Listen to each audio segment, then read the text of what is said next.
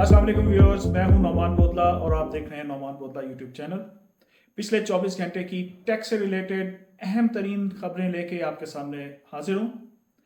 Basically पिछले 24 घंटे में आपको पता ही है कि सैमसंग गैलेक्सी S26 लॉन्च हो चुका है। हम सैमसंग की बात करेंगे। दो इंपॉर्टेंट न्यूज़ है, सैमसंग S26 और उनका जो XR हेडसेट लॉन्च हुआ है।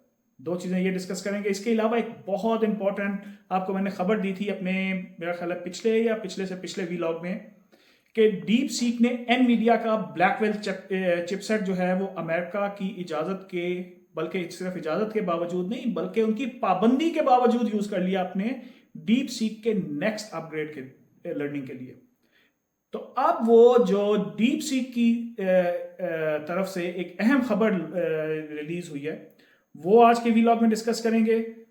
तो चलते हैं अपने वीलॉग की जानिब, लेकिन उससे पहले आपसे रिक्वेस्ट कि प्लीज़ चैनल को सब्सक्राइब करें और अगर वीडियो अच्छी लगे तो इसको लाइक और शेयर करें। सब्सक्राइब करने का असल फ़ायदा आपको ये भी होता है कि आपको टाइमली नोटिफिकेशन आ जाता है, क्योंकि आपको पता ही है कि मैं जो अभी वीलॉग में बताने जा रहा हूँ ये मैंने आज सब कुछ दिन में शॉर्ट्स में आपको बता चुका हूँ, उनके शॉर्ट फॉर्म में। तो ताकि जब मैं वीलॉग रिकॉर्ड करूँ या रिलीज़ करूँ तो आपको फ़ौरन नोटिफिकेशन आ जाए, इसलिए जो है सब्सक्राइब करना ज़रूरी है। व्यूअर्स, मैं आपको पिछले 15 दिन से बताई जा रहा हूं कि 25 तारीख को सैमसंग गैलेक्सी S26 लॉन्च होने जा रहा है, जो कि 6 GMT पे लॉन्च होना था सैन फ्रांसिस्को के अंदर, और वही हुआ कि सैन फ्रांसिस्को में इसकी एक बहुत ही बड़ी तकरीब रूनुमाई आप कह लें वो हुई। और अब जो है ऑफिशियली सैमसंग गैलेक्सी S26 जो है वो लॉन्च हो चुका है।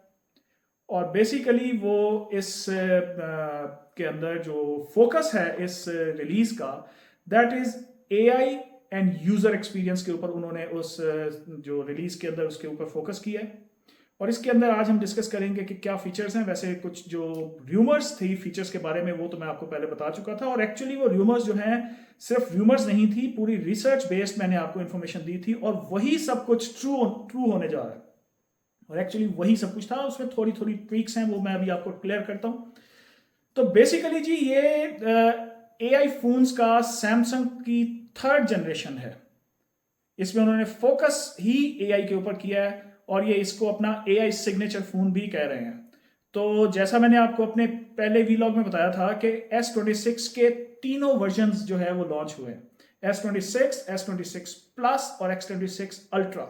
X26 जो है वो मिडल टियर है, S26 जो है वो बेस लेवल है, S26 प्लस जो है वो मिड टियर है, और S26 अल्ट्रा जो है वो इनका flagship with privacy and camera upgrades. तो इन्होंने अल्ट्रा में जाके जो है, मैंने आपको बताया था अपने वीलॉग में कि कैमरे इसके सब के सब, बेशक वो बेसिक मेन कैमरा हो, टेलीस्कोपिक हो, पेरिस्कोपिक हो, ये सब सेम रह रहे हैं, लेकिन अल्ट्रा में जाके उन्होंने कैमरा अपग्रेड किया है। वो क्या है वो भी आपको बताते हैं। और बेसिकली जो इसमें अब AI जो है अब ज्यादा इंट्यूटिव, प्रोएक्टिव एंड अडॉप्टिव है। इसके अंदर बहुत ही हाईटेक AI के फीचर्स इन्होंने दिए हैं जो कि डेली टास्क्स को इंतहाई सिंप्लीफाई कर देगा। और प्राइवेसी डिस्प्ले मैंने आपको बताया था अपने वीलॉग में कि S26 में प्राइवेसी डिस्प्ले आ रहा है, लेकिन उसमें सिर्फ जो चेंज आई है वो ये है कि प्राइवेसी डिस्प्ले सिर्फ और सिर्फ इन्होंने अल्ट्रा में इंट्रोड्यूस किया है। और इस हिसाब से ये दुनिया का पहला स्मार्टफोन बन गया है जिसने बिल्ट इन प्राइवेसी जो है वो डिस्प्ले प्राइवेसी फीचर ऐड किया। इससे पहले आप स्क्रीन प्रोटेक्टर्स ऐसे मिल जाते थे कि आप वो लगा के कर दें, लेकिन ये आप फोन का बिल्ट इन फीचर है। इसमें आप स्क्रीन का कुछ हिस्सा या पूरे स्क्रीन को प्राइवेसी डिस्प्ले उसके ऊपर एक्टिवेट कर लेते हैं। उससे बेसिकली होता क्या, आप जरा समझें कि प्राइवेसी डिस्प्ले है क्या। प्राइवेसी डिस्प्ले ये है कि आपने अगर फोन लिया, आपको उसका डिस्प्ले नजर आ रहा है, लेकिन आपके राइट लेफ्ट बैठे हुए लोगों को वो डिस्प्ले नजर नहीं आ रहा। आप ये पूरी स्क्रीन को भी प्राइवेसी पे ऑन कर सकते हैं और उसके किसी पार्ट को भी ऑन कर सकते हैं। ये वैसे मैंने आपको इन्फॉर्मेशन पहले दी थी कि प्राइवेसी डिस्प्ले आ रहा है और उसमें क्या क्या चीजें हैं, किस तरह से है। इसके अलावा क्योंकि हम सैमसंग गैलेक्सी S26 की बात कर रहे हैं और कहते हैं कि वो AI बेस्ड है, तो AI में एक सबसे बड़ी चीज होती है AI असिस्टेंट की। जैसे आपको पता ही है कि बिक्सी सैमसंग का एक जो है वो बिल्ट इन एआई मॉडल है, जैसे आईफोन का सिरी है तो सैमसंग का बिक्सी है। तो अब S26 के अंदर सिर्फ बिक्सी पे रिलाई नहीं कर रहे हैं, वो बेसिकली आपको उन्होंने 3 एआई असिस्टेंट्स की ऑप्शन दे दी है। You can choose among those 3 AI models. एक उसके अंदर बिक्सी है, जेमिनाई है और परप्लेक्सिटी है। ये तीनों एआई असिस्टेंट्स जो हैं वो आपके लिए सैमसंग S26 में अवेलेबल हैं। वो आपकी मर्जी, आप उनमें से कौन सा चूज करें। और जैसा मैंने आपको बताया था अपने पिछले वीलॉग में, जब मैंने इसकी जो है वो रिवील की थी S26 के लॉन्च से पहले, इसके फीचर्स के, इसके अंदर जो फोटो असिस्ट है वो एआई बेस्ड आ रहा है। और वही हुआ कि अब कैमरे की एडिटिंग, तस्वीरों की एडिटिंग, वीडियोस की एडिटिंग, वो भी एआई के जरिए है। आपको मैनुअली उनकी एडजस्टमेंट्स, कलर एडजस्टमेंट्स, क्रॉपिंग, ये वो कुछ करने की जरूरत नहीं है, वो भी सब एआई असिस्टेड है। अब एआई आपके लिए videos and images and pictures की एडिटिंग भी करके देगा S26 के अंदर। इसके अलावा जो कैमरा अपग्रेड किया है अल्ट्रा के अंदर, बेसिकली उसमें जो है डॉक्यूमेंट स्कैनिंग और डॉक्यूमेंट ऑर्गेनाइजिंग, ये जो है ये अपग्रेड हो गया है, ये भी एआई बेस्ड होगा। तो व्यूअर्स, इसके प्री ऑर्डर्स जो है वो ऑन है, लेकिन सैमसंग के मुताबिक जो उन्होंने इसकी डिलीवरी शुरू करनी है वो 11 मार्च से डिलीवरी शुरू होगी। सो प्री ऑर्डर के अंदर इसकी जो प्राइस है वो S25 से $100 ऊपर है। ये भी मैंने आपको इंफॉर्मेशन वैसे आपस की बात है ब्रेक की थी कि S26 में प्राइस कंट्रोल नहीं कर पा रहे। उसकी वजह उनका जो अपना एक्सिलॉन प्रोसेसर है वो है, क्योंकि एआई के लिए आपको मैंने बताया था कि कंप्यूट पावर बहुत ज़्यादा चाहिए। तो वो प्राइस की इन्होंने पहले ही इशारे दे दिए थे कि प्राइस ज़्यादा होगी, और वही हुआ कि S25 के लॉन्च की निस्बत इसमें $100 इंक्रीज है, विच मीन्स $899.99, यानी कि आप सिंपल अल्फाज में $900 का ये प्री बुकिंग में जो है ये अवेलेबल है, जो कि 11 मार्च से डिलीवरी शुरू हो जाएगी। तो व्यूअर्स, जरा कमेंट्स में बताएं तो सही कि आपको S26 के इन फीचर्स में से कौन सा फीचर सबसे अच्छा लगा, और क्या इन फीचर्स के बाद भी आप आईफोन पे ही स्टिक रहेंगे या सोचेंगे सैमसंग पे स्विच होने के बारे में। तो प्लीज कमेंट में जरा बताइएगा। तो इस दौरान हम जो है इसके साथ ही हम चलते हैं अपने अगले खबर की जानिब, जो कि अगेन सैमसंग ही के रिलीज के बारे में है। सैमसंग ने जो है एक हेडसेट, उसको हेडसेट वो कह रहे हैं लेकिन बेसिकली वो है उनका VR जो पहले होता था, वर्चुअल रियलिटी, अभी उन्होंने उसको बेसिकली नाम दिया है XR का। और XR का मुराद ये है कि XR मींस एक्सटेंडेड रियलिटी, और एक्सटेंडेड रियलिटी में VR भी शामिल है, AR भी शामिल है, MR भी शामिल है। इन तीनों का कॉम्बिनेशन जो उन्होंने अपनी नई लॉन्च हेडसेट किया है उसके अंदर बेसिकली ये तीनों चीजें अवेलेबल हैं। तो स्ट्रेट अवे मैं जरा इसकी आपको प्राइस बता दूं। अभी एक्चुअली जो है इसकी तकरीबन $1800, $1800 इसकी प्राइस है, लेकिन इसमें एक सबसे बड़ा जो कैच है वो कैच ये है कि बेसिकली सैमसंग ने अपने इस XR हेडसेट के साथ फ्रीबीज दे दी हैं, फ्री ऑफर्स दे दी हैं, और उन फ्रीबीज की जो कॉस्ट बनती है $1100 है। यानी कि अगर आप उसके साथ इसको मिक्स एंड मैच करें, प्लस माइनस करें ना, तो $1800 उसके साथ ₹1100 के आपको फ्री आइटम्स मिल रहे हैं। और फ्री आइटम्स क्या है, तो उस हिसाब से वैसे इसकी प्राइस जो है वो अगर आप 1800 माइनस 1100 करें तो ये कुछ $700 इसकी प्राइस बनती है। लेकिन एक्चुअली तो यू हैव टू पे 1100, जो फ्रीबीज आपके इंटरेस्ट के हैं या नहीं है। तो मैं अभी आपको बताता हूं कि वो फ्रीबीज में आपको मिलेगा क्या। नेशनल बास्केटबॉल एसोसिएशन की जो लीग है उसके 1 साल के आपको फ्री पासेस दे रहे हैं वो। इसके अलावा YouTube प्रीमियम की आपको सब्सक्रिप्शन मिलेगी, और 3 मंथ का 3 महीने के लिए YouTube TV आपको फ्री मिलेगा, और काम ऐप प्रीमियम की एक्सेस मिलेगी।